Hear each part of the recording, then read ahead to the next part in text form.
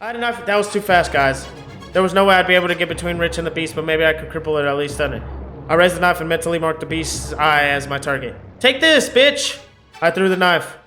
No! What is up, y'all? This is Papa Scares, and welcome to For Mother Matron. This game is interesting. It started off a little slow, and there's a ton of reading in it, but I think it's about to get very interesting.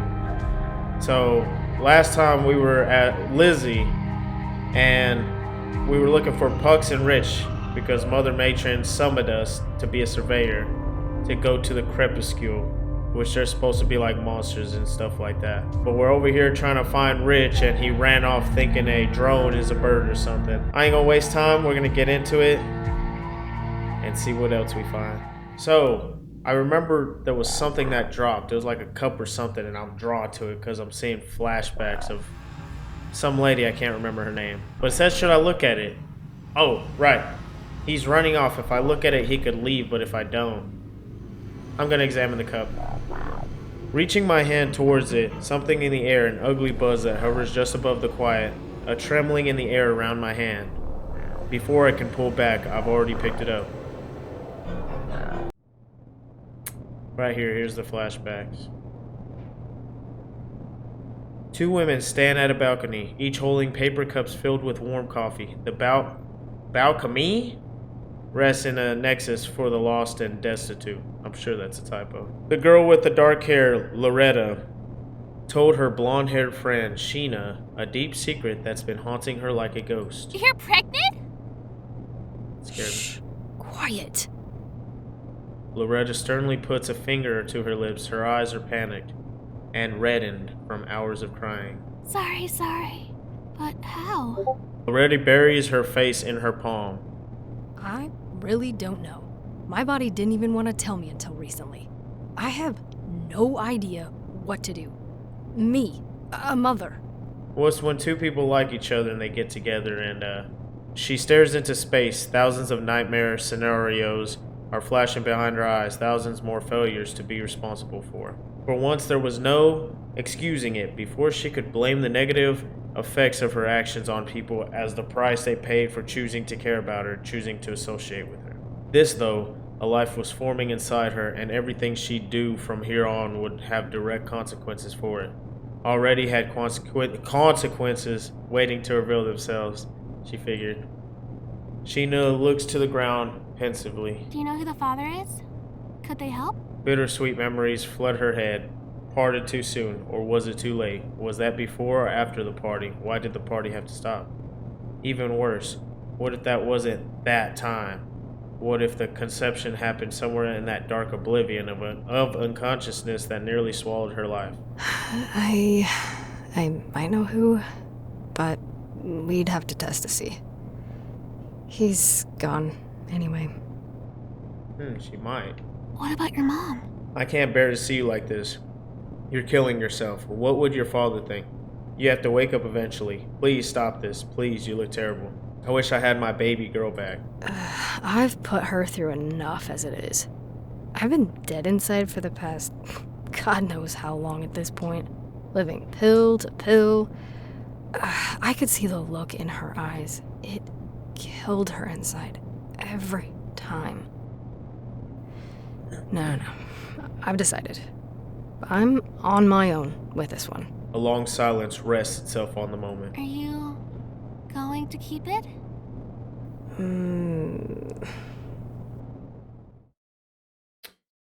She was pregnant in the last one. What?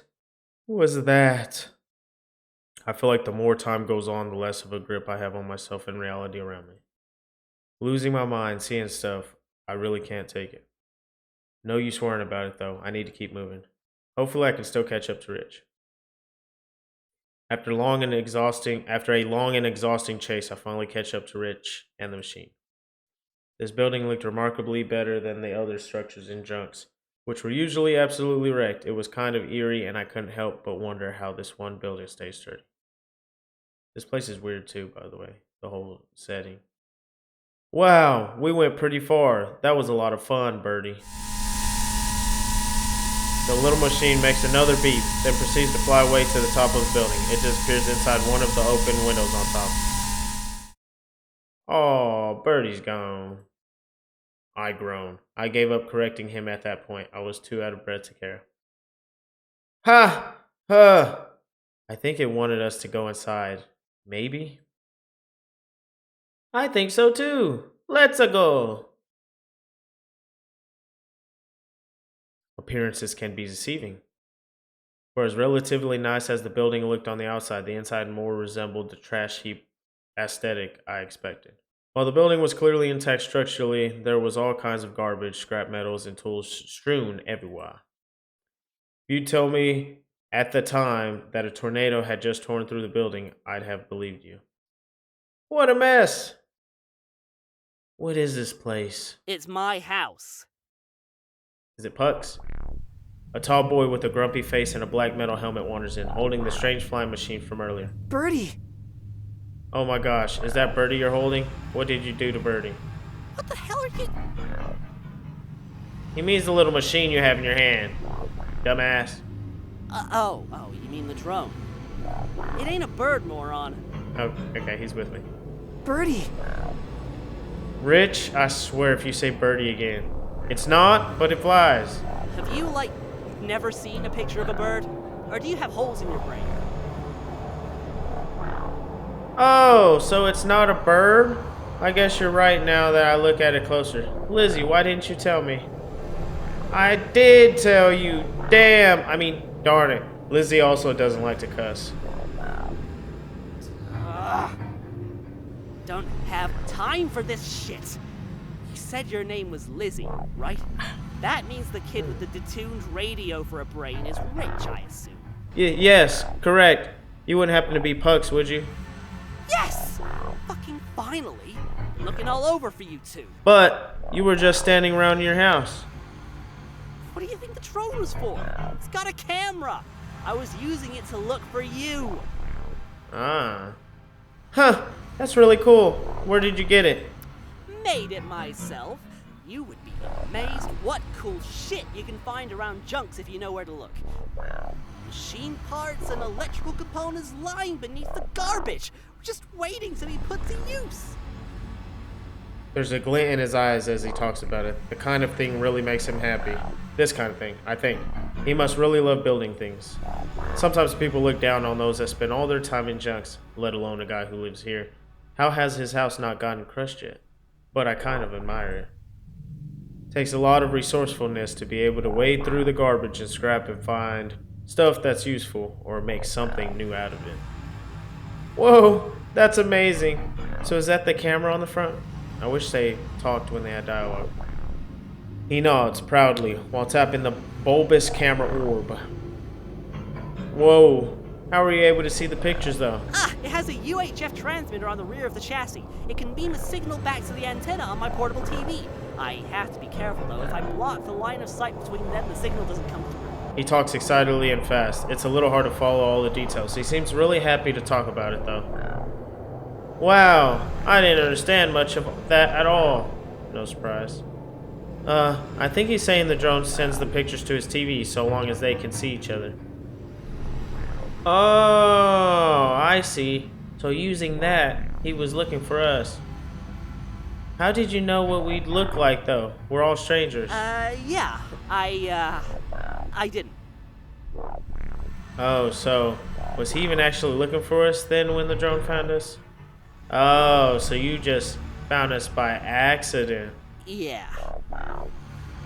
So really he just wanted us to think he was using his drone for something productive when he probably was just playing with it. You were just having fun flying it, weren't you? For a moment he looks like he's about to explode. Anyways, we have to get going, don't we?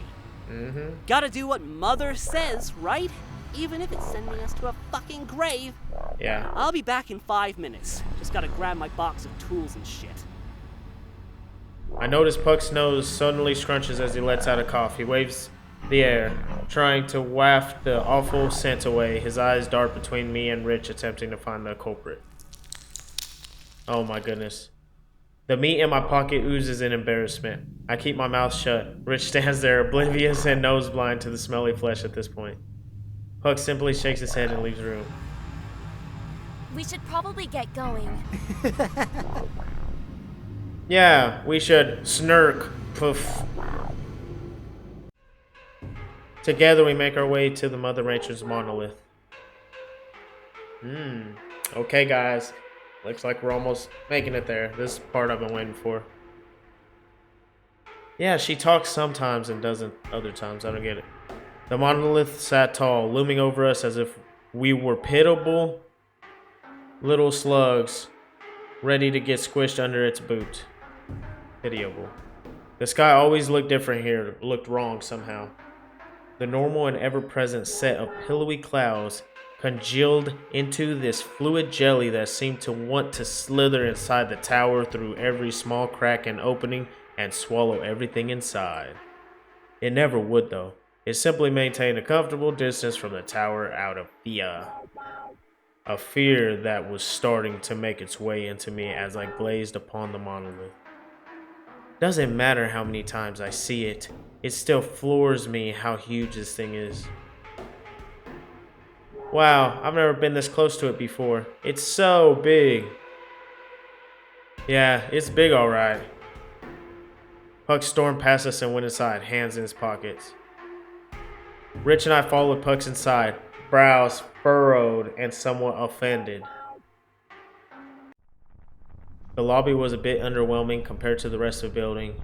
It was also considerably more damp than I thought the Mother Matron would like it.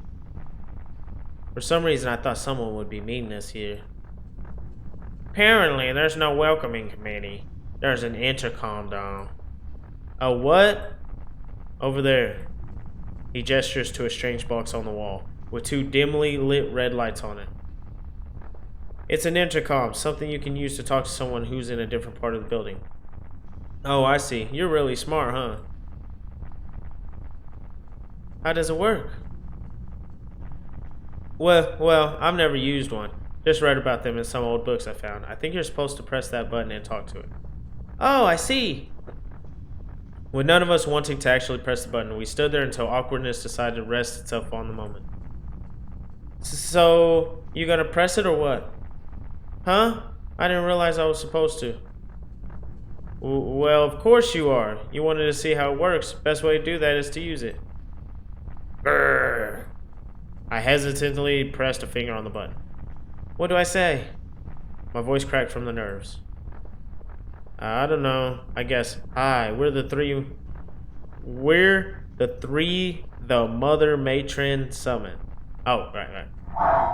I didn't even press anything. 12th floor. We all jumped a mile in our shoes. What the heck did they say? Fucking shit. I guess it heard you, Pucks. Shut the fuck up. Pucks, was that really called for? Don't really care. Let's move. We gotta hit the 12th floor. Puck stormed off again. Rich's eyes were glued to the floor. He looked like a sad little mouse, and I felt my heart twinge for him. He's kind of a jerk, isn't he? No, he's not so bad. I think he's just scared. Like me, he just shows that differently. Rich. Let's get going.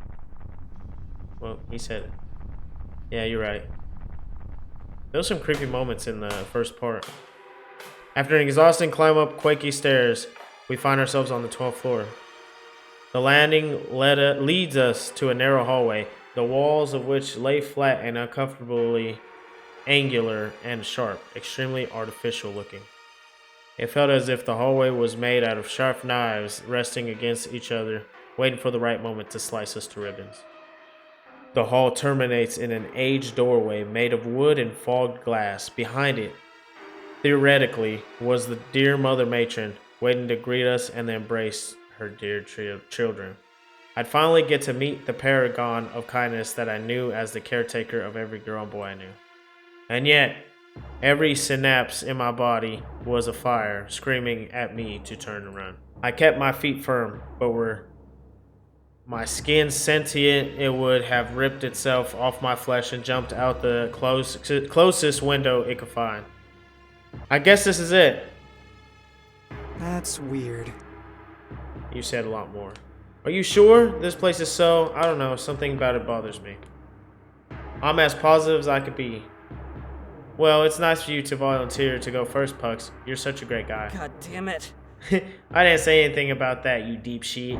You're kind of a jerk. Why would they sell that and not say what they're saying? Shh, stop yelling. I'll go first. I volunteered so confidently just to get them to shut up, but the instant I had said it, I felt intense regret. I was totally going to do it anyway, but fine, if you insist. Thanks, Lizzie. And so I stepped closer. Man. Y'all better be coming with me.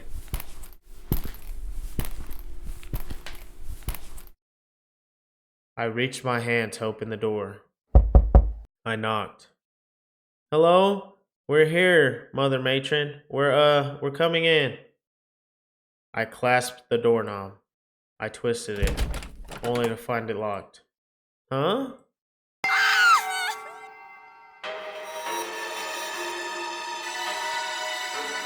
Silence filled the hall. Are you Mother Matron?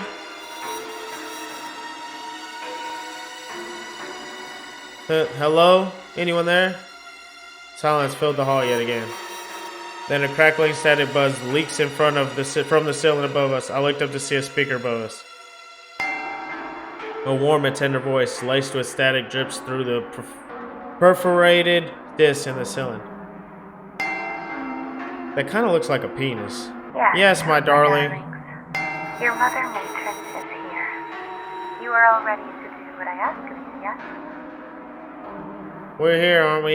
Get on with it. I'll elect to ignore your impudent tone, Pucks. For now. Wait, aren't you going to come see us? No, my children. I am unable to leave, it seems. I have kept this a secret so as to prevent panic, but your Mother Matron is very sick.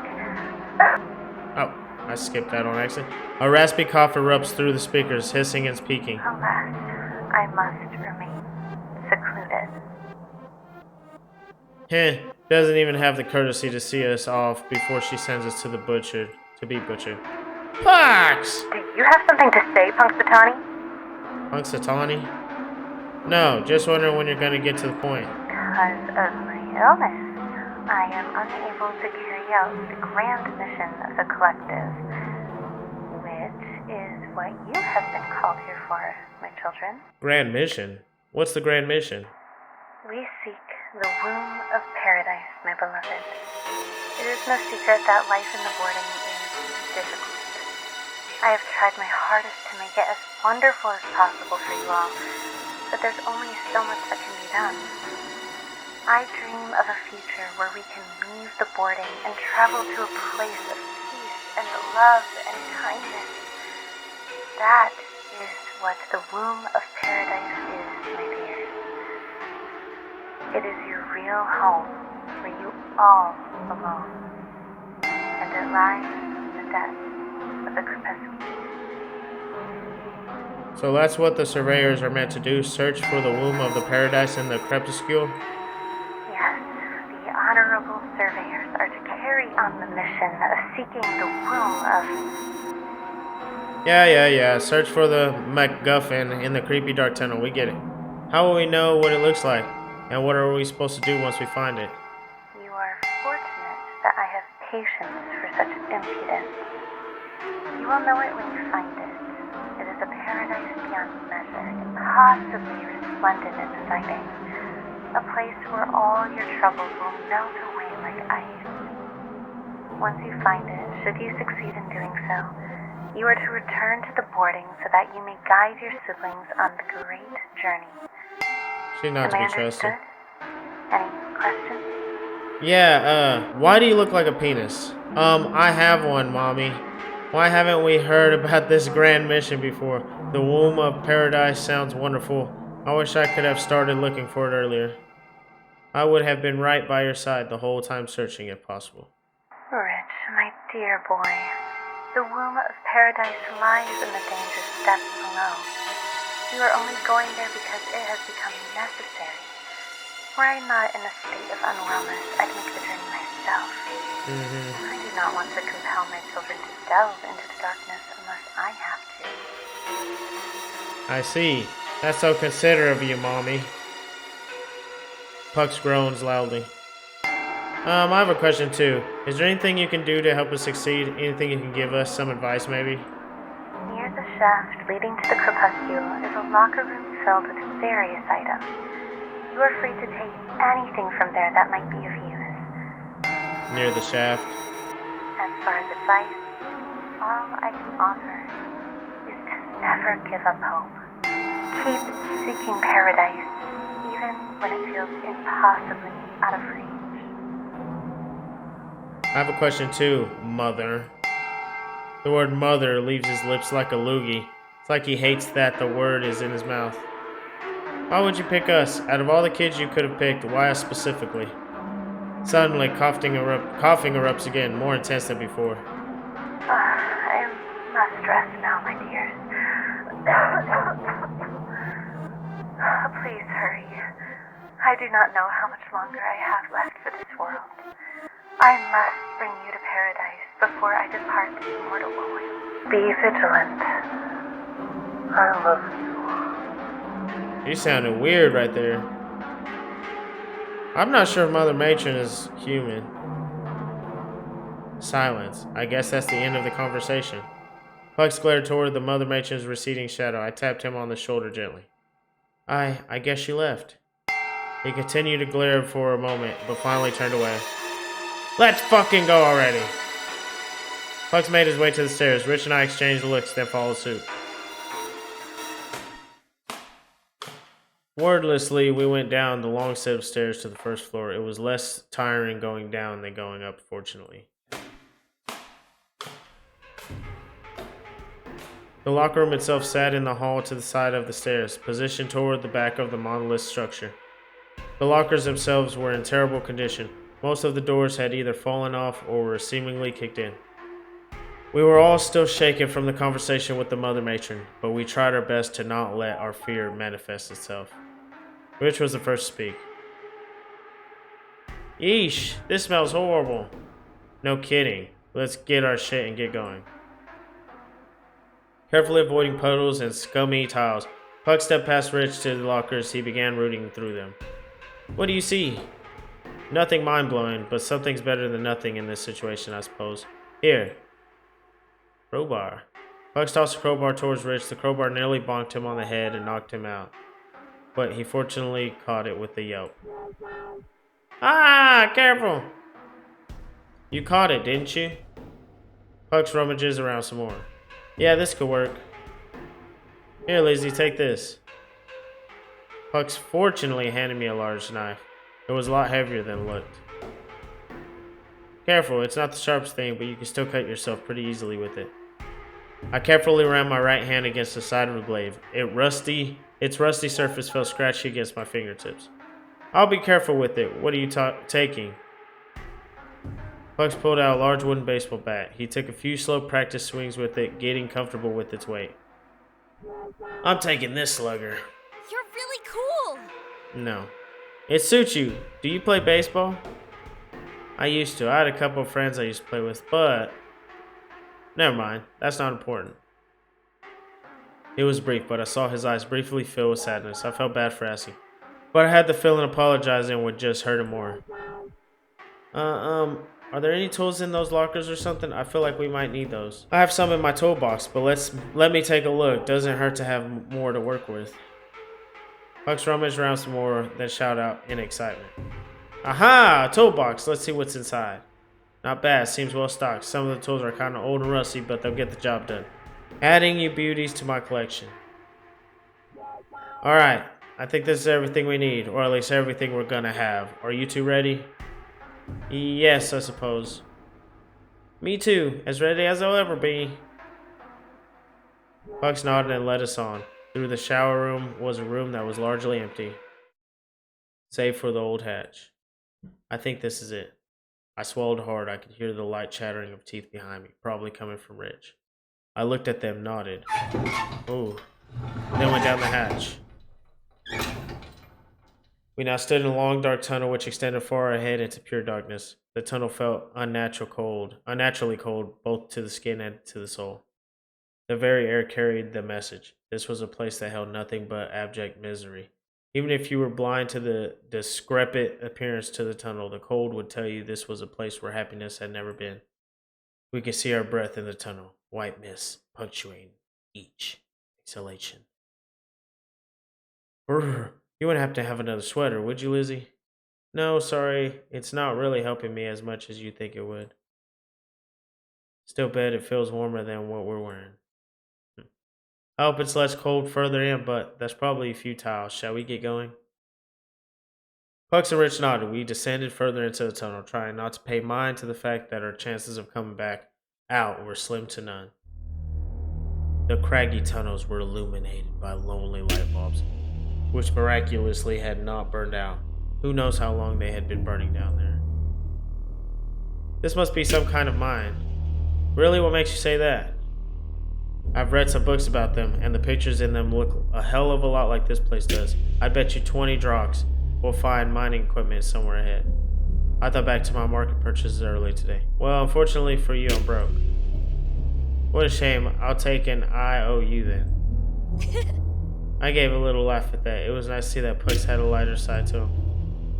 Hey guys, look at this. What is it? I think it's a journal or something. Resting on a wooden bench against the wall was a small little book with a black leather, or maybe faux leather cover. Let me take a look at it. Do we really have time for this? I'll take any excuse to not go further, and thank you very much. I fumbled through the journal. Many pages were water damaged and illegible, but I eventually found a section that was somewhat readable. I read aloud. I love how it feels inside of me. I love the feeling of it crawling around my inside my guts. The razors on its fingers scrape the walls and it hurts and bleeds, but I feel beautiful. The feeling of a life inside, feeding on my insides. Everything about me keeps it alive. I will protect it with my life even if it hurts. I will kill if I have to kill. I will pillage if I have to pillage. When I will rest as dust, to be blown off the top of an old shelf, scattering into the air as grain. Remembering not for how I stood, but for the thing that grew inside me. I cannot wait for it to hatch and crawl out from between my legs. It's kicking. The rest of the entry was illegible, and the writing stopped shortly after this point. What did any of that mean? It sounded like it was written by someone with a few screws loose. I wouldn't read that deep into it. What? I don't know. We looked around frantically. We couldn't see anything. What the frick is that thing? There, behind Rich, I saw something that my mind could scarce comprehend. A horribly lumbering tower of meat with glassy blue eyes that started with a cold hunger and malice. I writhed in distance, a living nightmare that was delighted to know what none of us could wake up to escape it. While it was hard to determine exactly where its attention was drawn, it was clear that Rich was in its sights. That's when it reared up and charged at Rich. If I didn't do something, that monstrosity would do something terrible to him. Yell out to Rich. Push Rich away from her. Throw my knife at the crib. Stop throwing it! Fuck you! I had a knife. That was too fast, guys. There was no way I'd be able to get between Rich and the beast, but maybe I could cripple it or at least stun it. I raised the knife and mentally marked the beast's eye as my target. Take this, bitch! I threw the knife. No! It stuck Rich right through the eye! Oh no! What the fuck, Lizzie? Oh my god, Rich did not scream at me. He was silent. The knife had likely struck his brain. Rich went limp and fell to the ground. I had killed. Oh my goodness, Rich was dead by my hand. I was displeased. I stood there frozen in complete shock and horror what I had done. I wasn't ready, guys. The beast did not wait for me to grieve. It lunged at me. Lizzie! Pain. Please. I didn't save! An eruption of fire in my chest that flared down the whole width of my torso. Accumulation of millions of tiny little pins pricking their way through my flesh. While I stood there in complete shock, unable to comprehend the manslaughter I created, the creature charged and impaled me on its filthy teeth. The saliva that coated then burned my insides. I could feel it turning my vital organs into a slurry of protein that the creature could suck down its gullet. I collapsed. Puck screamed my name again. I didn't hear it though. I was already gone. The crepuscule has claimed another. Guys, I better not have to start that over. Oh, hell no. I forgot to save.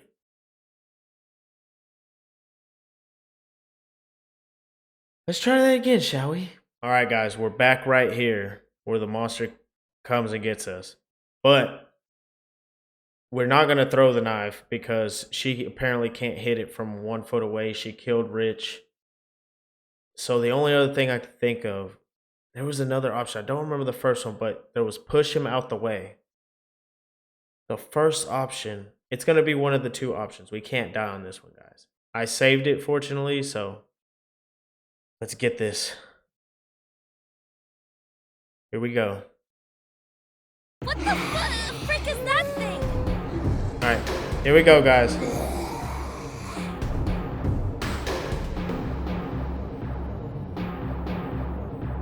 Right here. 3, 2, 1, go. Yell out to Rich. Push Rich away from the creature. I'm pushing him. If I want to save Rich, there was only one option. There was no way he would react in time and get away. He wouldn't even know he was getting killed until after the creature gored him. Watch out! So I charged towards Rich and shoved him out the way. What? I shoved Rich to the wall. He was safely away now while I stood in his place. Before I could get too comfortable, I heard the stomping feet of the beast. It was coming right at me. I had to think fast. Okay, I feel like something else is gonna happen. My knife is right here. I could stab him. He's out the way. I'm gonna check my options. Let's go, guys. Jump out of it!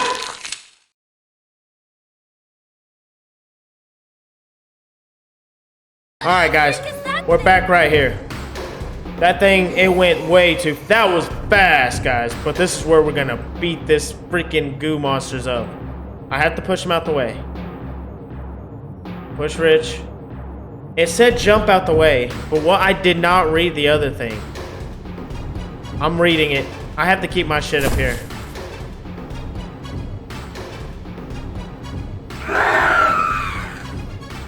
I was good so far. I had hoped my legs could carry me away from the creature's attack fast enough. I leapt to the side. What? The beast's horrid teeth dragged their way down my torso. My intestines fell from my freshly opened stomach and landed to the floor with wet slabs. My body felt nothing but the burden of 1,000 suns. I sizzled like steak on the grill. I tasted iron. I heard screams. I did not hear their words. I drifted off into the void. Claimed another. We're saving him. We're pushing Rich out the way. I don't even know what the option is. How am I supposed to even... That was too fast. Alright, here we go. Stick my knife. I stabbed it in front of me. The creature ran right into my blade. The blade dug deep into the creature's flesh with a crisp slice.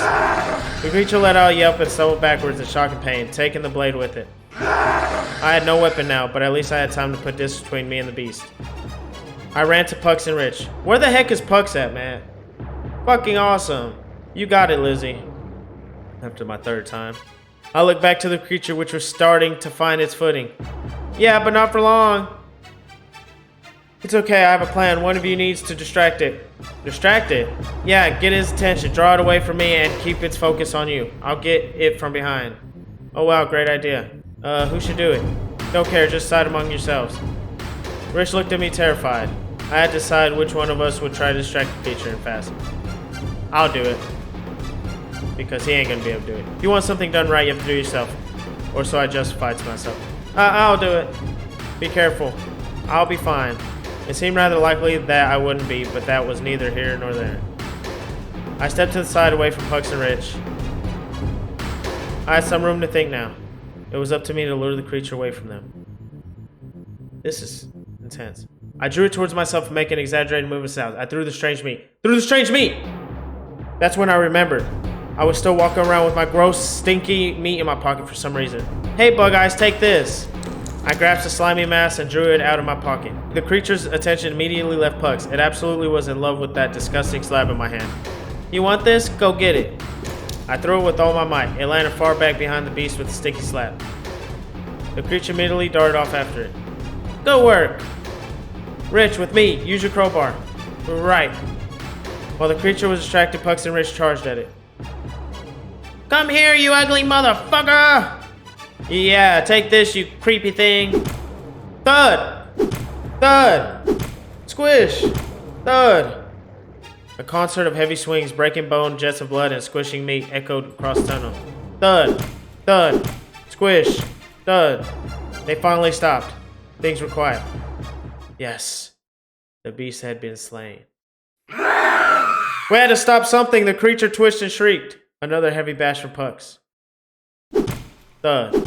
Thud. Squish. Thud. The beast was lying on the ground, twitching and wheezing horribly. Its horrid blood stank of metal and rot and pooled on the ground beneath it. With a pathetic little whimper, the creature stopped twitching. Its giant eye lost expression. It saw nothing anymore except eternity. It was dead.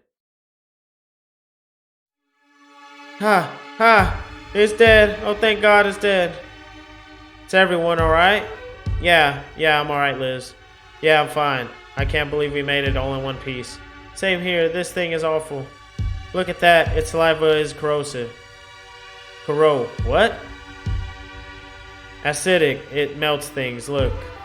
From the large tusked teeth, still not sure what you would call them, saliva dripped into the growing pool of blood below. The blood bubbled and hissed with each drop of saliva. We should be very careful. Try not to step in the blood puddle or touch the thing. Fuck! It doesn't let me read. Another cry similar to the beast we had just killed echoed across the tunnel from multiple directions. This creature was not the first, and it would not be the last. More were coming, and we had to move now. Okay. I think it's gonna make me pick something. What should I do? Run back towards... I feel like it's gonna make me run towards the entrance. Hopefully I have time, please. I agree. Run. We immediately took off, being careful to leap over the blood pool and not trip on the rough floor. We ran faster than we had ever run in our entire lives. I'm certain of that. I think we should head straight here. It looks like a dead end on the left. Whoa! I glanced behind me and see Rich halfway inside the ground, holding on for dear life. Please. Help! In an instant, Rich was swallowed into the darkness. What the fuck's going on? I began to run back, hoping I could pull Rich back in, but I was grabbed by my arm. Liz, I'm sorry, we can't do anything from now. We have to go. I shook him and went chase after Rich. I said, fuck, I'm going after you, Rich! Pucks' words fell on deaf ears. I wrenched my arm out from his grasp and ran towards the hole. Pucks was quick to regain his grip on me. He quickly grabbed hold of my shoulders and began pulling me back down to the tunnel with him. Lizzie, we have to go! No, let go of me. I gotta save him. I struggled against him, but he was able to keep control. He forcefully shook me by my shoulders. Liz, snap out of it. I froze for a moment. Listen, we have to go. We can't do anything now. I glared at him, then finally relented. We took off running, the horrible wheezes and screams growing louder and louder behind us. I glanced back to see looming shadows down the tunnel. Where were they even coming from? It didn't matter. I kept running. We both did. We ran. And ran. And ran. And now I'm back here. Huh, I'm back here. I didn't even fall unconscious that time. Jeez, though, my memories are so vivid. It feels like it's happened all over again, like I'm really there. Maybe those aren't memories. Maybe this place is a memory. Or is it a dream? Maybe both are dreams. Or are both real, happening at the same time? No idea how that would work. Or I can ponder it further. Have you ever wanted to look through the eyes of others? No. Once there was a boy named Hector who dreamed of doing that. So he gouged out the eyes of his sister and tried to put them in his own head. It didn't work. All he saw was full dark after that. A shame, a shame. If you only tried the dog's eyes instead, those would have worked better. The messenger knows a better way, though. I suppose that's what it calls itself, the messenger. The messenger can share the brain signals, the memories. They are not yours, but I'll share them with you. Then you can see, just like Hector wished he could since birth. So, the thing is asking me if I want to see someone else's memories. Do I accept her offer? I'm gonna say yes because maybe it'll help me through this, you know? Give me better insight. Excellent. Excellent. Then you will see. See with the eyes of another. I shall be your Pythia. I will show you. The creature walks behind me, palpable excitement in its gait. The slurping increases, the world grows dark again. This time the darkness is seen by eyes foreign to me. Rich tumbled down through the dark maw. Lizzie's cries and the wailing of beasts faded into silence as blackness swallowed him. He fought for what felt like a lifetime, his body being battered by walls of stone and cut by knives of rock. Rich was certain that this was all leading up to a grand splat which would leave his skull leaking brain juices and blood, a messy and unceremonious end. All that was and would ever be of the boy known as Rich, reduced to a puddle of meat, his body a buffet for maggots. To his surprise, however, he landed, alive, unconscious for a while, and probably with a few broken bones, but alive. Eventually he came to. Rich slowly rose to his feet, groaning a little. Where am I? He tried to look around, but it was all too dark, a sea of ink. Where was Lizzie? Where was Pucks? How long was he unconscious? Pucks! Lizzie! He called, but no response. He was all alone, deep in mother knows where, far from home and any sense of comfort and safety. The only solace he had right now was that, as far as he could tell at least, he was just alone. The beasts from above had not followed him, knowing that was of some comfort.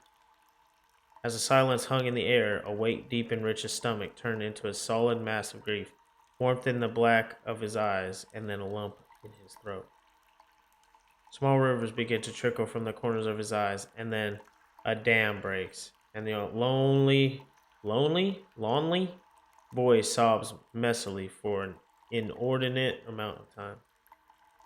Time passes. Eventually his throat grows raspy and hoarse, and his eyes dry. He wipes his face with his sleeves and rubs his eyes. Composure returns. Nothing in his life had ever prepared him for something like this, for all the things he endured in the boarding. They were at least human threats. People were somewhat understandable. They had wants and desires that could reason through eventually, make sense of the things that happened to him. Moreover, if something was to happen to him, someone would find out, someone would know. He might be in pain, might be getting kicked in the balls for his rat witch, might even get abducted by the ACs for interrogation, whatever that entailed. Someone would behold his pain, someone would recognize that he had in fact existed, and what happened to him would be recognized. Someone would recognize that he had in fact existed, even if their knowledge of him was superficial. Maybe someone would even make a marker of his corpse. At minimum, maybe another slash on a sad tally on a sad chart. It would at least be something to him. Here, though, he could feel in his bones that it was a place anathemic to life, and none would ever find him down here. I have to find a way out. With a small but bright flame of resolve in his heart, Rich willed himself forward. For a while, he stumbled through the dark, taking small, tepid little steps to avoid tripping and falling on his face, or mother forbid down another hole. He walks for so long, he is unsure if he is even really going anywhere. His steps echo and travel down the cave system. He tries stepping softly at first. Thought of the noise attracting something dangerous terrified him. But when nothing came, he transitioned to a brisk walking pace. Where was he even? So much of the cave just looked like, well, cave, indistinguishable. The crepuscule was meant to be vast, possibly even endless. There might not even be a way out, he realized. This was going to be it, wasn't it? He was going to die here. The scared boy named Rich, who only ever wanted to find friends and love and a roof over his head. He always tried his hardest to be kind to everyone, even when they were not kind to him. Be the callus on the working hand, become stronger through the pain, learn to be immovable, learn to bear misery and pain without revenge, just like the mother taught.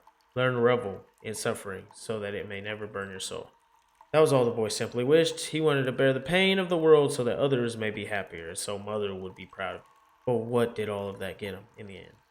He did exactly what mother said to do, or at least as best as he could understand her teachings. He really tried. She was supposed to know this character of everyone's heart. She should have known him. Was this punishment? Had he been wrong all along? Was he really a bad person despite his efforts? Or did Mother simply not care? No, maybe what he did wasn't enough. Maybe he was physically incapable of being the person that the Mother Matron wanted him to be. Why was he made this way? What did he do wrong? Why was he made so wrong? This cauldron of feeling boiled inside of his throat, making his eyes unfocused and his steps become unconscious. That's when he suddenly walked into an obstacle. Ugh! Ow. It somewhat defied reason. There, inexplicably, was a door built right into the cave wall. Where was this? Why didn't he notice it was coming? He was lost in thought, but his vision was dark before. It was like it appeared right in front of him. That couldn't be, though, could it? Rich looked behind him, unsure what to do. Should he go through the door? Alright, this is going to be another decision, so I'm going to save it right here. I'm pretty sure it's a decision. The pure, indiscernible blackness provided a compelling argument. It is not like he had any inclination of where he was going. Anyways, any direction was as good as any other, at least for now. Rich gently placed his hand on the door. He swallows a hard lump in his throat and breathes. Finally, he pushes the door open and walks aside. Oh, I'll go in anyway. Through the door, Rich found a rather nice living space. By the looks of it, a wooden cabin just sitting in the dark caves. There's a fireplace crackling with delightful warmth, pots and pans and mugs, empty bottle, some full bottles, silverware, a bed in the corner. Very strange. Where did such a thing come from? Someone lived down here. How could someone live down here? Moreover, how was it possible that this place seemed better living than any place in the border? What is this place? A hand touches Rich's shoulders. The fuck? Rich jumps a mile in his own skin, whipping around his fast speed and stepping backwards, fearful of what he was going to face. Calm thy nerves, boy. Calm thy nerves. Before him was a man, shaped like a man, but with horrid leathery skin, botched with scabs and slight drizzles of pus. Ew. His clothes were rather fanciful to Rich's eyes, never seen anything quite like it. However, the material was something Rich could not place. Something about it deeply unnerved him. Who are you? Me? Am I? Myself. Is that not obvious? I mean, like, what's your name? What's in a name? Everything, I suppose. Very well. You may call me Momus. What is your name, boy? This man was a strange character to be sure, but he seemed nice enough. My name is Rich. Rich, eh? Perhaps you can spare some coin. The man lets out a raucous laugh, the gaspy bass tone, and almost shakes the room. I merely jest. I have no use for money in this place. Oh. Do you live here? Live? No. I merely exist here. There was a difference. Living is a diseased state that consists of pain and an all-encompassing fear of death. And, if you're a mutant of nature, a desperate desire for meaning to be woven from chaos itself. The only things that can be born from chaos are tyrants and horrors incomprehensible. And my mother, I suppose. Same thing. Rich cannot help but laugh a little at the absurd joke. Catches him off guard. So the boy can smile. Momus flashes what Rich assumes to be a smile at him. It's subtle on the mottled features of the man's bizarre face. Rich felt a little guilty for thinking these things. Judging someone based on their appearance, was it something that he was keen to do if he could help it? Anyways, such things are beyond me. I merely exist now. I stopped living ages ago. A pregnant silence hangs in the air. Didn't know the air could be pregnant. Then the savory smell of stew crawls up Rich's nostrils. His stomach lets out a loud groan of hunger pangs. Combination of time and stress left his stomach empty and ready to eat itself. And so the stomach decrees the conversation over. Difficult to argue with the belly. It has no ears, after all. Supper? The man gets up from his seat and goes to the pot hanging over the hearth fire. He ladles out several scoops of a thick stew, filled with hearty chunks and flavorful broth, though Rich couldn't quite tell. A simple stew. Warms the bones and heals the heart. Thy medicine, as a wise man once put it. Momus puts the stew on a plate on the table and hands Rich a spoon. Sure. I guess I could eat. Rich pauses for a moment, staring at Momus, trying to read him. The misshapen man simply nods with a smile. Rich stares for a moment more before finally turning to the bowl of stew. He really was starving. He carefully spoons out a mouthful of stew, trying to get a little bit of each component fit in just right. A gentle steam crawls toward the ceiling. Rich blows on his spoon, then carefully sips from it. It's the perfect temperature. Flavor envelops his tongue warmly and tenderly. A medley of savory flavors, a hint of salt in the back, a delightful crunchiness to the veggies. When was the last time Rich had ever eaten a vegetable? They were hard to come by sometimes. It's good. Switch flips. Rich begins rapidly spooning mouthfuls of the stuff into his face. Some dribbles down his chin and into his scarf. Loud, happy slurping, like a puppy eating its A favorite. curio, to be sure. A soul such as thine has not been here in a while. Let alone one of your patheticism. My what a minute it? Was that an insult? What was with the sudden change in his tone? What? Suddenly, Momus throws the bowl of stew across the room and shatters and splatters against the wall in a violent crash. Oh, fuck. I knew it. I'm saying you're pathetic. Are you deaf too? Brain like a mule? Will blubbering those big fat baby tears get you back home? I'm sorry. I didn't mean to offend you. Rich jumps out of his seat and steps backwards before Momus lets out a shout. Stop! He stops dead in his tracks. Uh-oh. Sorry. I'm sorry. What's going on? Then a nightmare unfolds bluntly in front of him. I'm so sorry. So sorry for being alive. I'll give you anything you want if you leave me alone. My pride, my dignity, everything in my wallet. Take my kidneys. Take it all. I'm worth absolutely nothing at all. I'd be worth more dead than I am alive. No, stop! Stop using my face like that!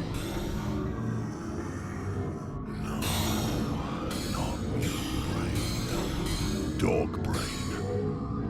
Weak one of the litter. The one that gets shoved away and pissed on while his brothers and sisters suckle mommy's tits. You felt terrified about being sent down here. Yet you were also so full of joy. Why is that? Could it be that?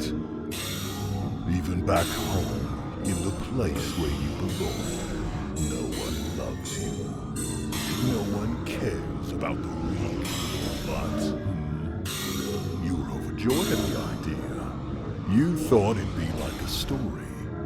That this would be the miraculous moment you'd make some friends for once. Am I right? But your friends are gone, aren't they? They watched you fall down into the dark and didn't even bother to try and save you. They left you to rot. I tried to save you, Rich. I tried. No, they'd never. It reminds me of what people used to do back when I was a spry young one. Do you know what my people did with the weak bones? We threw them away. Left them for carrion. Although, I think you're at least a grade higher than carrion food. Sister will haunt you. Sister? Sister is going to enjoy that delectable suffering inside you. Your eyes look scrumptious, though. I'll enjoy those. I'll dance them on my tongue like grapes and shred them between my teeth. No! Get away from me! Okay, guys, I think this is the perfect time to save. Because I think I'm going to have to run from this guy. Rich ran to the exit, but the door was closed and locked before him. He feebly bashes and bangs on the door, but he cannot escape. Do I still have that crowbar? Whoa! The memory cuts off suddenly. I'm gasping for air, terror and fear flowing through my veins. Rich's terror and fear. Oh my god, that was...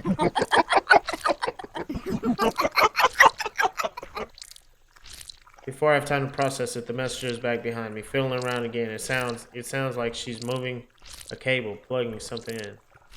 Slurping sound grows faster. This world fades again. I don't know how long we ran for, but eventually the horrible cacophony behind us gave way to silence. We were safe for now, hopefully.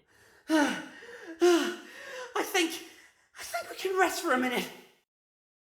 Bucks leaned against the wall while I sat on the ground. We were drenched with sweat and terribly out of breath. Should we go back once we're rested? Not right for us to just leave him there. He might still be alive. No, it's way too dangerous. You heard all those things. Going back would be suicide. He stands there a moment, huffing and puffing. He takes a few deep breaths, and his composure returns. I get it. I really do. But we gotta focus on our own survival now. He was right. I hated that he was right. Those beasts were alert and awake now. If they hadn't already been, they'd likely be lying in wait for us.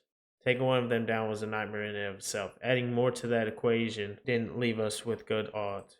I had to hope that Rich would make it out alive somehow, that maybe he'd find his way up ahead and we'd be able to meet him again. For much wheezing and gasp before I got my bearings straight, I looked around. I was too focused on catching my breath to notice just how dark the tunnel was.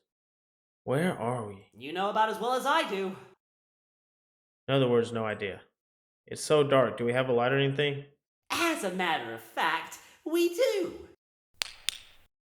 Bugs pulls out a flashlight from his pocket and clicks it on. I love how reliable you are. Oh, phew. I was really not looking forward to stumbling around in the dark. You're so reliable, Pugs. Yeah, well, I couldn't count on you two morons to stock up properly. I suppose not. Both laughed softly, then trailed off into silence. We're kind of off, aren't we? Bugs looked at me with consternation. We're in a place where so many kids came to die, frightened and alone, and somehow we're laughing. What right do we have to feel any kind of joy in the face of all this? Turned my eyes to the ground. I felt great shame. Listen, don't start feeling bad about yourself. There's nothing we could do about Rich. For now, falling down that hole might have killed him for one. Moreover, even if we wanted to go look, you heard those things. We would have been skewered rats if we stayed behind. We're in a fucked up situation. If you're able to crack a smile still, that means you're hanging in there. At least, I think it does. If we want to survive this, we have to keep our heads on straight. You're right. I don't know how well I'm hanging in there, but I really appreciate it, Pucks. Just speaking the truth is all. Still, it means a lot. Pucks gave me a gentle smile. It didn't suit his face well, but it warmed me so. Not to ruin the moment, but we should get going. I'm not a fan of standing around in a dark-ass tunnel. Same. Me neither. Let's get going. We continued at a brisk but manageable pace. This tunnel was really long. Silence was eerie and deafening. I had to fill the air somehow. Hey, can I ask you something? No, I haven't heard the question. I rolled my eyes. You mentioned you used to have friends to play baseball with, didn't you? Yeah? Why can't you play with them anymore? Did something happen? Yeah, something did. Care to elaborate? Would prefer not to. Was it something bad? No, I just don't want to talk about it because it brings me too much joy. Of course it was something bad. Geez, sorry. Really, I am sorry. I didn't mean to upset you. I shouldn't have cried. Apology accepted. I breathed a sigh of relief. Awkwardness encroached. Silence came home again. Kept my eyes glued to my shoes. I had friends that got sent down here. My eyes widened as I quickly turned to look at him. They got one of those letters, you know, like the ones we got. My friends Rocco and Wallace got them. They didn't tell me outright, but I saw signs. Out of nowhere, they got all withdrawn. They came to see me at my place like usual, but it was different. They looked me in the eyes while we talked, but even looking directly at me, they were focusing somewhere thousands of miles away. Then they were just gone. Never heard from them again. Or at least I didn't hear from Rocco again. Wallace came back. You know how that all goes, though. He couldn't speak a single word properly, shaking like a dog that fell in ice water. That look in his eyes, that pitiful expression. He wasn't really Wallace anymore. I mean, he had the face and the name, but everything that made him Wallace was sucked out, gone, disappeared. Oh my gosh, I'm so sorry, Pucks. I had no idea. It's okay. Well, it's not okay exactly, but you didn't mean any harm. It wasn't your fault. Is that why you hate the Mother Matron so much? Pretty much, yeah. I didn't exactly love her before like everyone else did. Hard for me to put my hope in shit I can't see with my own eyes, you know? But seeing Wallace like that, I can't ever forgive that cunt for letting that happen to him. I don't care what people say she's done for us or how much people look up to her. She's got my friends killed, and who knows how many before them. She can feed us all that bullshit about it being necessary and unavoidable, but I don't buy it for a fucking second. I can't say I blame you for feeling that way. I'm really sorry you went through that. Mother Matron said so. It's kind of hard for me to accept that. I really love the Mother Matron. I've written to her a lot, believe it or not. She would always say the nicest things, always tell me how wonderful I was doing. She supports me a lot, even if it is directly. Not like you're the only one. It's a lot easier to revere someone when they haven't stolen something from you, or at least when you're not aware of what's been stolen. Couldn't really say anything to that. I didn't harbor the same hatred as he did, but I didn't disagree with him either. Plus, when we talked to her, something felt wrong. Her voice was nice and sweet, but the way she spoke to us didn't really seem that way. She's kind of scared me, actually. And I tried to not focus on those thoughts, though, and instead decided to try and console Pucks. I thought about giving him a hug, but that felt like something he'd find patronizing. I settled for a gentle pat on his shoulder. I know we've only met recently, but for the time being, here we're the only two people we can rely on. So I don't know. Things I could do to help, please let me know. Thank you. That means a lot. We have more important things to worry about, though. I need to keep focused. I understand. Just don't forget, okay? Flashed him a warm smile. Thanks. We made our way through the dark tunnel, armed with a flashlight that did not light nearly as much as I would have liked it to. The tunnel led us to a massive open cave filled with the sound of rushing water. The path led from the crag of rock we were standing on through the water to the center island. From there, 3 paths in 3 different directions could be discerned. Each path seemed to lead to the same spot. However, a dimly lit, brick-laden hallway. Puck suspected it was probably the way forward. What makes you say that? There's a sign, look. Oh, so there was. It even had an arrow pointing towards that hallway. The message, though. Is that blood? It smells like rust. It just might be. Ugh, that's awful. It is, but practically speaking, it means someone else was here. Someone had to write the sign. They even tried to mimic the matron symbol. Maybe they left it to help future surveyors. Maybe they were losing their mind in the process, or maybe there's some kind of meaning to it, or fuck, I don't know. It's all I got. All I was good for was fixing shit. I'm not looking forward to getting my shoes wet. Me neither. We gotta go, though. Keep your guard up. I nodded and followed Pucks. As we reached the water's edge, I noticed something. Hey Pucks, look there. I think it's another journal or something. Pinned against a smaller rock near the edge was a thick book soaked in the water. The binding was miraculously still intact, though many pages seemed to have drifted off or broken down completely. Why should I care? Well, we could learn more about this place like with the journal we found earlier. It's a waste of time. The last one we found wasn't useful. We'll never know until we look. This could have directions to the womb of paradise for all you know. Highly doubt it, but fine if you insist. I don't think anything will be legible, though. Look at it. Shit's soaked. Well, if it's not, I'll toss it back in. Picked up the wet book and let it drain a little. I carefully opened it, stumbling through the pages gently and carefully. The pages desperately wished to fall apart right in my fingers. After some pulling and peeling of damp pages, I found one with text that wasn't a complete smudge. It reads as follows. Whew, I've never read this much in spurts. One must embark on the muting. The procedure can only be performed once, but it is by far the most intense, reliable way to hear her words. You must procure several materials. First and most obvious is a blade. The older, filthier, and rustier the better. Please consult the weathering guide in the appendix if you only have access to clean and well-maintained blades. The second is a source of heat, such as a box of matches, a lighter, or a stove. The third and final object is a piece of metal that may retain heat, but it cannot be your blade. It has to be a separate item entirely.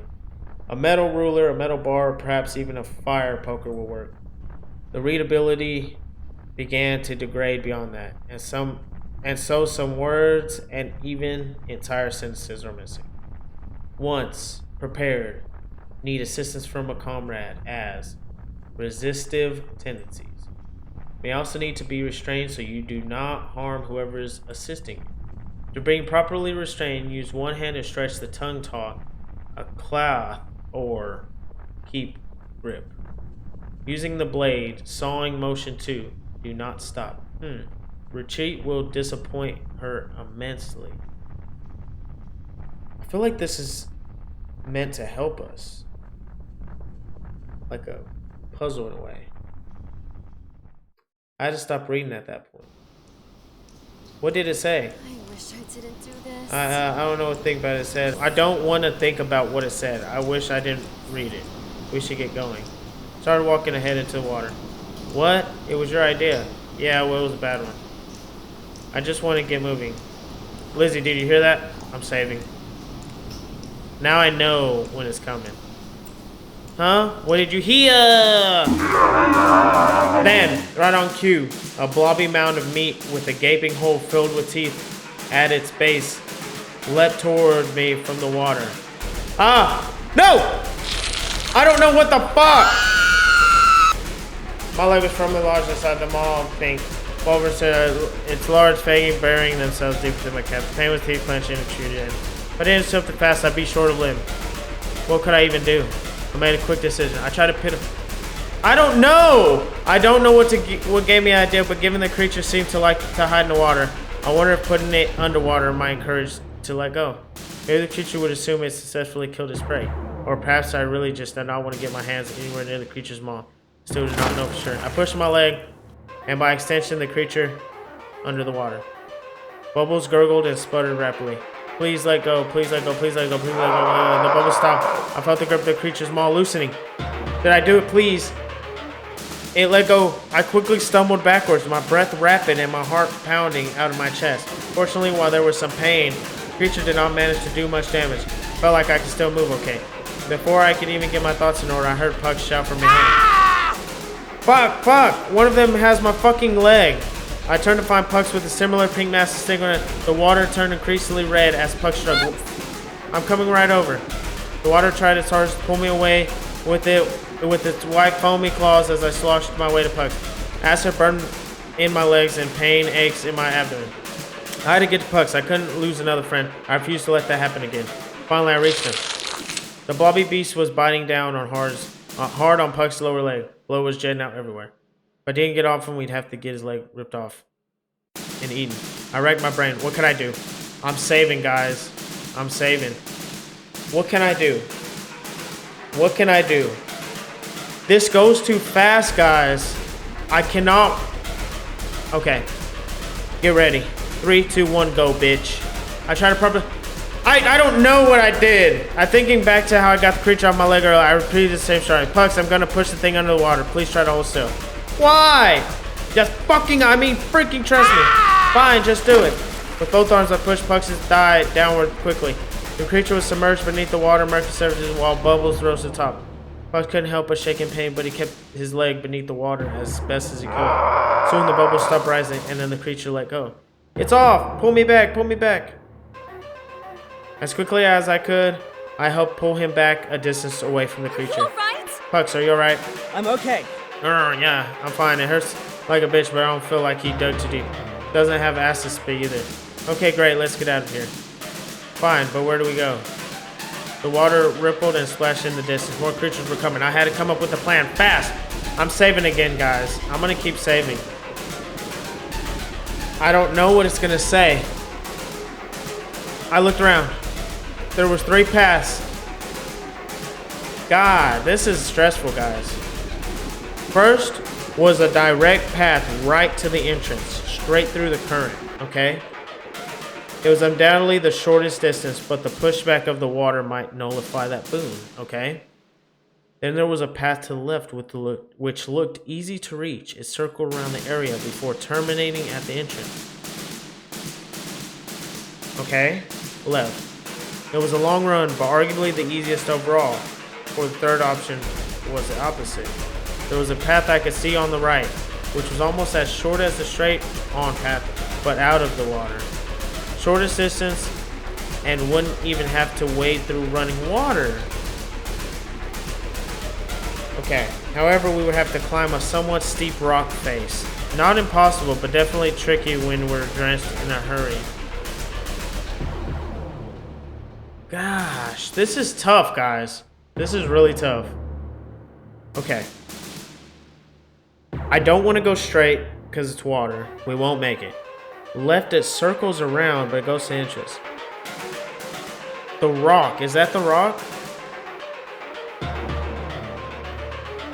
Well, it would be great if you could decide within the next century. Shut up. It was showtime. Wade through the water straight to take the longer path. Take the short but steep path. I'm going there. I'm going right. Right. We're going right. That's the shortest path. Roger, let's go. We waded through the flood as fast as we could and made it to the path. Steep, craggy wall set before us. Come on. You go first. I carefully balanced the wall. My wet fingers struggled to maintain a grip. Behind us, the shuffling and splashing of water grew louder and louder. Beasts leaping and chomping at the air, hungry for our flesh. Fucking shit, I'm slipping. God, you're a fucking bitch. My heart sank as I heard a quiet squeak, the scream, and splash in the water. No! I whipped my head back to look at him, but that was a terrible mistake. My hands lost purchase on the crags. Despite the pruning of my fingers, I could not maintain the grip. And so I fell. Annihilation, the horde stuck all over like a colony of leeches. They didn't just want our blood, though. They wanted to feast on all that we were. And oh, did they feast. Their sharp teeth shredded our flesh like paper. They took big mouthfuls of meaty chunks.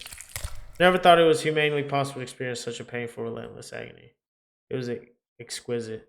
My vision sinking into an inky blackness where all I could experience was the memory of a pain so great it would be preferable to have never existed at all until you experienced. Damn. Bucks and I only stopped screaming when our last neurons were swallowed. We drifted into the void. The CREPUSCULE claimed us. Well, that one wasn't it. Alright, guys. We're back right here. I'm going to the left. Come on. We're going left. Right behind you. We waded through the flood as fast as we could and made it to the path. This is the first one I wanted to choose. Pucks and I ran as fast as we could. Our legs were on fire. Our lungs were full of pins and needles, but we kept at a good pace. The beasts weren't nearly as fast climbing on land. There it is! We were incredibly close to Entrance Tunnel. It was likely we'd lose them in there. Our feet hit the landing and a long open hallway stretched before us. We made it! Through here! The sounds of chase behind us died off. We miraculously managed to survive. I, really hate it down here. Ditto. We continued down the corridor. After the cavernous tunnel we went through earlier, it was nice to be in one that was fully lit. Well, lit enough that I could see where I was walking without a flashlight anyways. There wasn't really any indication at the scale of it from the outside, so I couldn't help but be awestruck at the grand size of the place. Wow, look at this place. It's huge. What are all these big machine things for? I would guess they are water purifiers or something. Couldn't tell you why they're here though. This place is like a big hydroelectric plant. Huh? Place that generates power using water. Doesn't really help us though. Why would something like this be in the CREPUSCULE? Told you, I don't know. It really doesn't make any sense. Can't get a grasp of what this place is at all. Me neither. At least it seems like there's nothing dangerous here. Another terrible noise. This time one that both unsettling and annoying in equal measure. Me and my big fat mouth. Third time's charm with folks. What the heck? Shit, there's tons of them. We gotta move now.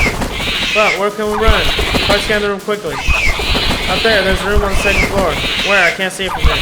No time, we have to move now, but trust me, you'll find it when it's up there. How does that make sense? You split the swarm up, pick a distraction. Left or right? I'll take whichever. I'm going left. I'll take left. Got it, I'll have the other one. Mike's dropping in another direction, calling for some of the creatures following him. That was loud. This direction, heading towards the back where I sits a monolith of pipes. There is a small, narrow set of stairs. This makes it rather troublesome when one of the creatures flies right near them, effectively with no room to slip past. I glance in the other direction, considering finding another route, but another one is quickly approaching from behind me. Oh no, this isn't good. No, you can do this, Lizzie. You made it this far. Do what you've done before. Think smart and act fast. Alright, I'm saving it right here, guys. I'm gonna keep going. Fuck it. Or just go with my gut and pray it works out. I'm not entirely sure how much of it I've been doing until now. None of this has felt real thus far. What am I doing talking myself? I have to do something now. But what? Try rolling under. Try circling around. Rolling. I'm circling. I try to circle around the creature, hoping I can pass it that way. Maybe if I draw a little closer towards me, there'll be an opening near the stairs. However, in doing so, I simply bag myself in the corner with no way of escape. In an instant, I was descended upon. Needles of bone puncture my body, slurping blood like juice. The pain unbelievable. Death was a great relief when it eventually came. Man. Alright, I'm rolling under them. The timing's really important, but I think that's the move. I have to wait for the thing to swoop towards me, then tuck and roll underneath it. If I'm lucky, the two will collide into each other. Even if I'm not, it will be too committed to swoop to turn around fast enough to get me. Should give me a window to move. Gotta wait for the right moment. Now. With a swiftness that feels foreign to my body, I've tucked and rolled underneath the creature as it dived towards me. Sack at its bottom, eel grazed my back, but it missed me. Here the two creatures impale each other on their spiky teeth as they collide. I didn't even see what it says. I did it. Now's my chance. Finally, I make it to the back wall where a set of stairs lead upward. I can get to the second floor through here. Second floor, at least on the side of this factory, was a noodle mess of pipework and scrap. My shoes clang against the metal floor as one of the things is hot on my heel. Suddenly I hear Puck shouting from the other side of the room. Lizzie, the water still flows here. The pipes still work. Use that. Huh? What was he talking about? Oh, is he saying that I can use the water in these pipes somehow to get the creature away? Will these valves even work? No time to overthink. I have to do something. Saving it again, guys. Okay. There's 4. 2 are the same and 1 is the same. I gotta do something. Turn the red valves. I turn the red valves. Don't even know if turning them helps or hurts me. Well, we gotta try. A jet of hot steam water erupts and burns the creature. It shrieks inadequately and flutters away. Now's my chance. Move, Lizzie, move. We're inside the room. Puck's already there. Puck throws him out the door, using his whole body to keep it shut against the swarm of flapping monsters behind us. Shit! What do we do? Over there, grab the bar. Over to the side was a long metal plank, the bar to the door. I rush over. Pucks quickly moves out of the way and I throw the bar in its slot. Pucks waits a moment, keeping his push on the door to see how much the bar aids in keeping the monster at bay. Good. It's strong enough. It'll hold for a bit. He moves away from the door and hunches over, catching his breath. Holy shit. Fuck, this is insane. How many more of these fucking things are there? Who knows? It'd go on forever, couldn't it? Well, if that was the case, Pucks, how far in are we? Have we even gotten anywhere close to finding the womb of paradise? I really don't know how much more of this I could take. Me neither. Fuck, I don't know. I really don't know how far we are. There's no way to know. You know that? Silence hangs in the air for a moment. We should look around for something useful. And so we ran out to search the room. Hope for anything that might be even a little bit useful. A weapon, medicine, notes from someone long gone, something. To reach a certain corner of the room, something calls out to me.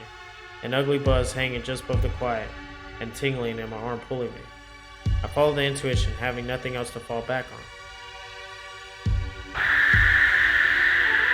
Ew, what is this thing? It's like a meaty noodle thing.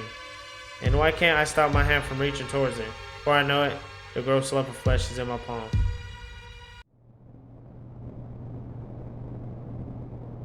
You're doing great, Lore. I can see the head. Keep pushing. The woman with the tiny human being inside of her screams. That's good. There's her shoulders. One more push, Lore. You can do this. The woman with the living creature inside her abdomen wells as she feels the sensation of being twisted and pulled from the inside out. Finally, the pressure lessens. There she is. There she is. Your beautiful baby girl, Loretta. The doctor holds the baby up triumphantly. The little thing squirms and wriggles and cries. Covered in goop, a flesh cable extends from its stomach to underneath the sheet around the woman's leg. It's the dearest, sweetest thing Loretta has ever seen in her life. An expectant, bewildering sensation of love burns in her chest, and it's inexplicable and foreign to her, almost frightening. Doctor cuts the umbilical cord and admires the babe one last time. Just look at her. Nurse? A masked nurse comes and takes the baby from the doctor's hands, swaddling it in a towel. Thank you, nurse. Time of delivery, 4:27 p.m. Then the nurse leaves with the baby. What are you doing? Where are you taking my baby?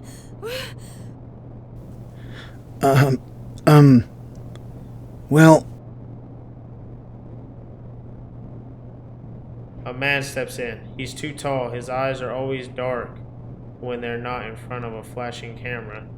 In the newspaper, he looked like a stoic genius. When he was out of the media's eye, though, something is deeply wrong with his skin, too. Was it always like that?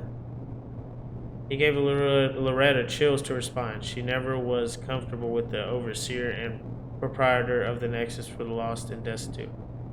Bizarrely, while his words are understandable, they come out in a rasp of unintelligible phonemes. It's okay, Loretta. Nothing to worry about. Your baby will be fine. You're just boring her. What for? Someone's not been taking Mother's lesson seriously. You'd read the scriptures as you were instructed, you know. What the fuck are you going to do with my baby? Why, she is going home to Mother's boarding, where all the grandchildren belong. What are you talking about? What does any of that mean? The man frowns and turns away. No teaching the will of fool, ignorant with words, I suppose. A shame. Think your journey to recovery would have been far more successful. Give me back my baby! He returns his gaze to her, the darkness where eyes were meant to be glared at her with unbridled ferocity. I don't think so. Your child has a grand purpose to serve, just as all the other children born here. If you don't give me back my baby, I'm gonna fucking kill you! Mother, always breaking into hysterics. Wilson, you know what to do. What the? Let go of me! I'm sorry, Loretta. Really. I'm going to...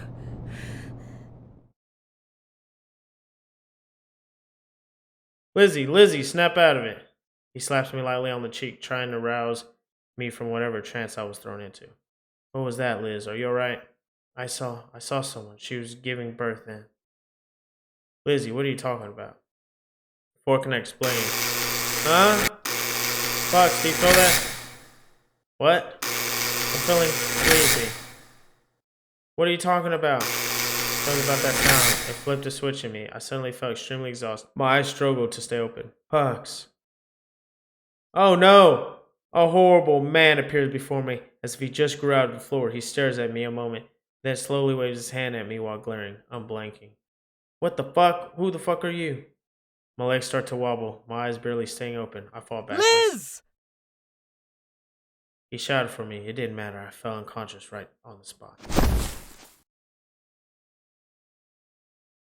You see it all now, don't you? Where the wind blows, where the birds are flying, What land is Pullman? Where the flies will be buzzing. Could you have done anything at all? Could you have changed the arrow of the compass? Who can say? Who can say? All I know is that it's waiting for you. The womb of paradise is open, calling you to come home. Will you go, Lizzie? Will you go, soul behind the glass? You should. It's warm and inviting, wet and vast. All the children of men could return if they wanted to. Before I have time to process it, the messenger is back behind me, fiddling around again. It sounds like she's moving a cable, plugging something in. The slurping sound grows faster. The world fades again. Achievement unlocked. Kiss of life. The heck? Wakefulness. Again, or before, technically, since it's a memory. Well, where am I? I was back in the monolith, in front of the matron's chamber. Didn't remember how I got there. Was I carried, teleported? Was the nightmare I just went through all a bad dream? I desperately hope for that. Hello, is anyone there? Where did that buzzing come from? Did I hear something unlocked there too? I looked to the door. Was I being instructed to go in? I resolved to check.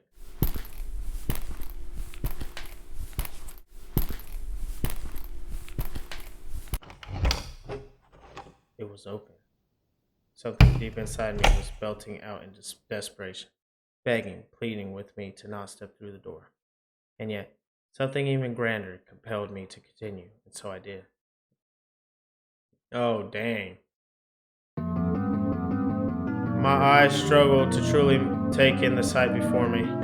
I was in a room that was alive, living, writhing architecture that took the shape of walls and ceilings, pulsating masses that maintained rigidly, and yet desperate to wriggle like worms after the rain. The room smelled of iron, pus, and excrement of a nature that I did not know and hoped to never know. I gazed upon the abominable architecture. I was unable to blink. That's when I see them. There, slumped against the wall. There sat Pucks and Rich, without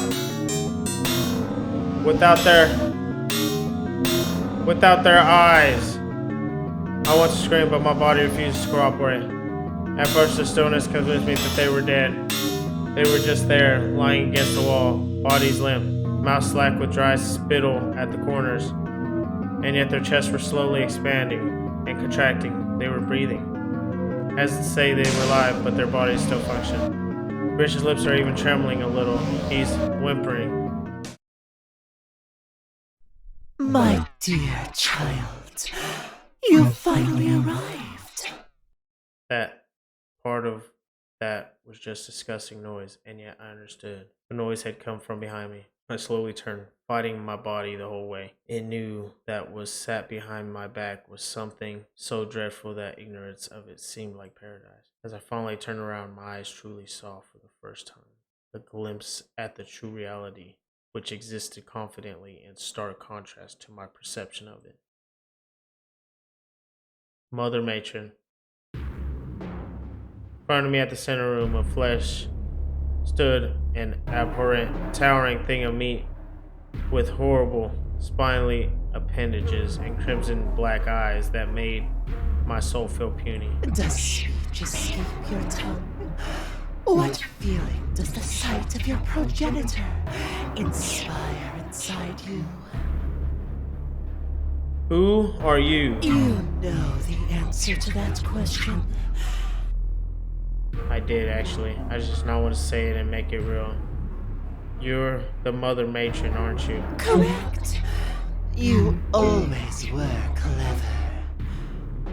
The nightmare leans, that wrinkled mass approximating ahead towards me. Its eyes squint at me, and sickly warm air flows and disappears in bursts in front of me. Though from what orifice, I do not know. Is it smelling me? You reek of fear. Confusion. There is no mouth on the beast, but I can almost sense a smiling forming somewhere in what should be its incomprehensible expression. And delectable terror. It's dripping from the wrinkled jelly inside your skull. The thoughts are rattling around inside your skull. Run away! Run away from the horrid monster! You throw yourself into a pit of acid, raising some sort of adventure to escape me. It's delightful. Decadent. I take 10 steps back from the thing. I clutch my hands tight together in a futile attempt to quell their trembling. What are you?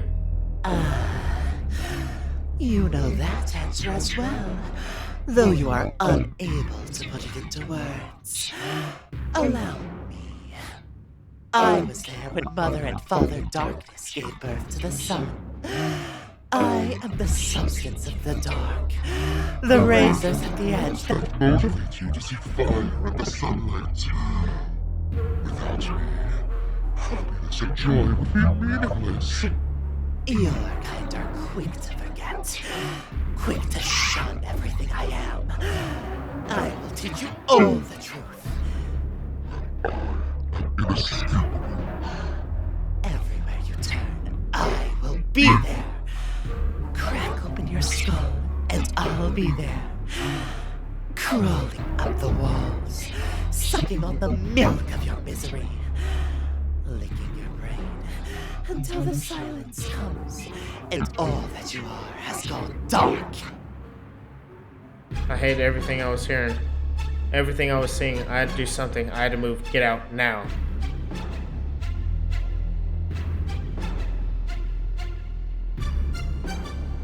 Saving it right there.